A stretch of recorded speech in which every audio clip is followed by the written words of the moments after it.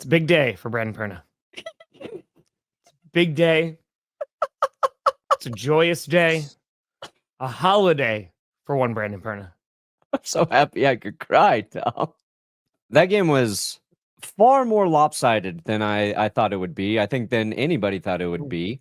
Now, I did say the Eagles would win 33-23. I said that. And the reason I said that was I thought the only way Philly wins is if they get a decent lead and they can hold on to it late, right? Because the way we watch the Chiefs win all season is keep games close, and then when the game is on the line, they get on their phone. It has a direct line to hell. They call Satan himself and say, all right, this is the time for you to help us. And they pull out their devil magic and they're victorious. Whether that's week 1, Isaiah Likely's toe touching the boundary, blocking the Broncos' last-second field goal, going into overtime against, the Buccaneers. They figured out ways to win, and it's why we thought they were going to be a three-peat champion. Like, okay, the Eagles are a very good team, but are the Eagles better than the Kansas City Chiefs' ability to figure out how to win games? Well, the Eagles went into this game with the approach of too big to rig, and they had one of the most dominant defensive performances up front that I've seen. And I watched the Broncos beat the Panthers in similar fashion by getting to Cam Newton, getting a defensive touchdown early in that game. Cooper DeJean's pick 6 is when I was like, oh, wait a second. Yeah. Maybe I should be a little optimistic about the rest of this game. And then Zach Bond picks off Mahomes in the red zone. You're like, oh, fuck, the Chiefs are going to lose. But I've been hurt by Kansas City so many times, Tom, that Adam called me when the Eagles were up 34-0. And I'm like, I don't know yet, Adam. I'm not willing to celebrate quite yet. So I think that's a testament to your success, Kansas City. Even when you were trailing 34-0, I was like, they might be able to figure it out, guys. There's still a chance. My Hall of Nick Sirianni to the Hall of Fame got one step closer, Tom. One step closer. And Sean McVay, before the game, said he's the most disrespected head coach in the league. I like that I was on that train early. But damn, and Jalen Hurts put the game on his shoulder, on his legs, because Kansas City got rid of the Eagles' biggest threat. Saquon was not effective. I was completely wrong about that. I thought no matter what the Chiefs do to scheme up against the Eagles' offensive line and Saquon, they're not going to slow him down. Maybe for a little bit, but they were perfect against Barkley. And Saquon Jalen Hurts won MVP because he carried the load the rest of the way. And he carried that load like a man.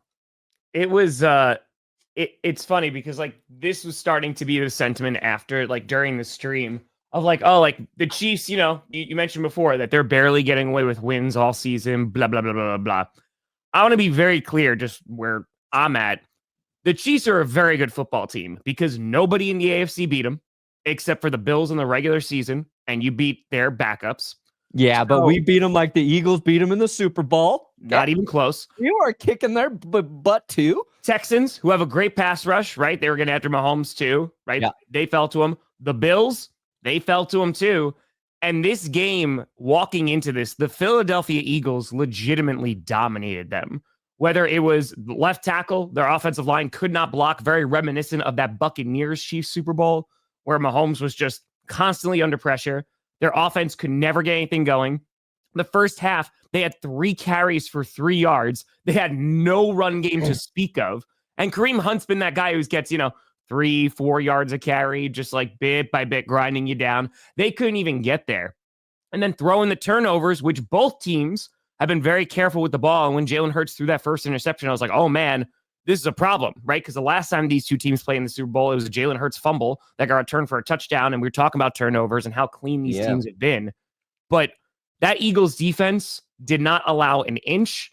They just allowed garbage time points at the very end. Yeah. They dominated that game. And you talk about Saquon, the Chiefs had to constantly account for him, right? So Spags not allowing a 100-yard rusher, that continues because even though Jalen Hurts was their leading rusher, the fact that then you had receivers getting open.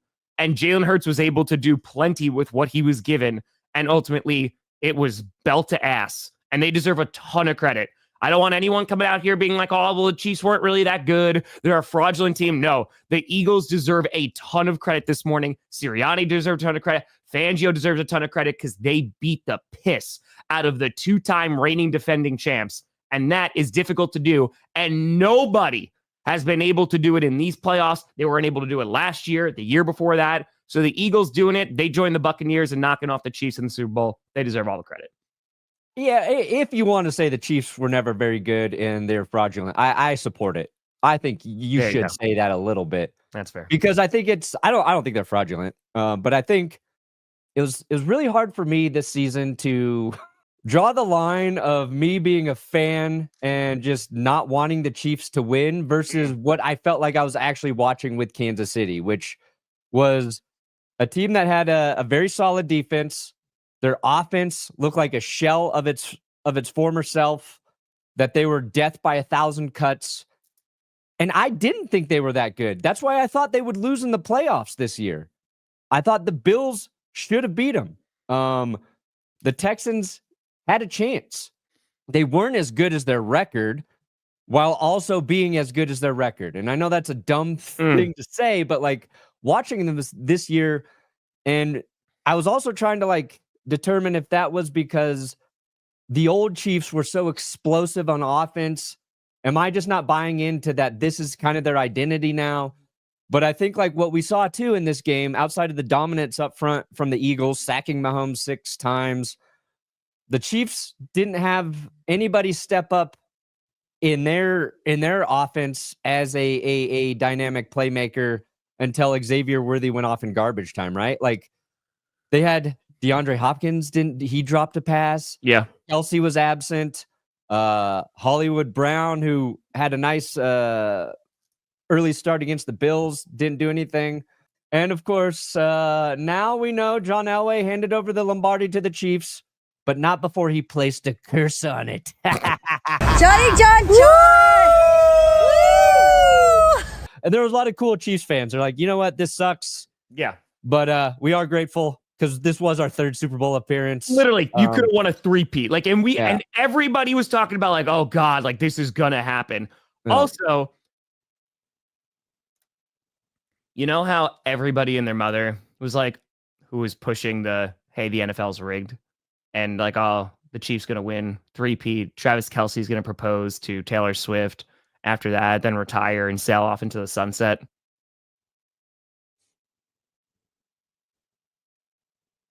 I mean, it was rigged in the AFC for the Chiefs to get there. Oh, good God. I can't do the Chiefs rigged their whole way.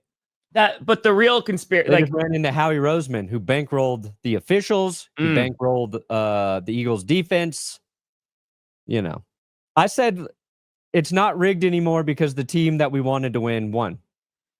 And that's that all it is. Sums it up. If the team that you're rooting for wins, it's not rigged. It's a fair game. The NFL is the most fair league I've ever watched because the Eagles won. No problems. You know what? Maybe officiating's not even that bad. Maybe. Yeah, I like the officials. I'm changing my coffee from F the refs to love the refs. Love them. Love on those refs. They need a little love. I still can't. Beings last night happened. I can't either. I can't. I don't think there's a lot of Philadelphia Eagles fans at Beings last night. There was some Adams to the Chargers. Yeah, there was some partying going on, and well earned, and well effing earned. But yesterday in the chat, Aaron said the only thing Travis Kelce's getting after this game is a dry, sad hand job. And for the first time, I actually like thought about it. You thought about a dry hand job with Travis Kelce and Taylor Swift? Like, I've never thought about. I've never like put the image in my head, and Aaron inserted it, and I've thought about it a couple times because it's funny to me. It's funny to me to think that could happen. No, it's funny to think that it could happen. I know it's not something I usually talk about, Tom. I'm not saying it's something we should talk about, but once I heard it, once I thought about it, it's true, Jay. Two of the Giant superstar, an all-time NFL legend, receiving a dry set hand job. It's funny to me, Tom. I love how you're like, I've been thinking about it too. Like ever since I've just been thinking about makes it a me laugh. bunch. I'm like, I mean, that's a real world problem, you know? Travis Kelce could be dealing with a real world problem. I don't know. Worth it, AJ. So it was funny.